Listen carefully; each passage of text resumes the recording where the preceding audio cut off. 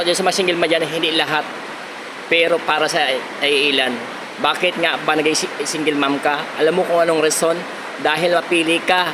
Yung tipong ang lakas-lakas mo mag-complain kapag naloko ka ng kasama mo. Pero alam mo kung sino dapat ang siya dito? Ang sarili mo. Alam mo kung bakit. Ang hilig-hilig mo sa gwapo, may mga lalaking gustong-gusto patunayan nila ang kanilang sarili nila. Pero ano ginagawa ninyo? Binabastid ninyo, nini-decline nyo, nire-reject nyo. Hindi nyo malang sila pinagbibigyan ng pagkataon para patunayan nila ang sarili nila sa inyo. Tapos ngayon kapag naloko ka ng gwapo, lalatin mo ang lalaki sa buong mundo. Pagkatapos, ang lalaki nagloko, sabihin nyo, wala nang chance. Ayaw nyo na kasi naloko ka. Deserve mo yan. Pinasok mo yan at panindigan mo yan.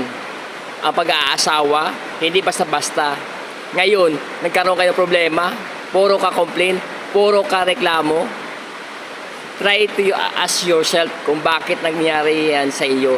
Kaya sa mga single man dyan o sa mga single pa lang, piliin nyo ang mga lalaking para sa inyo.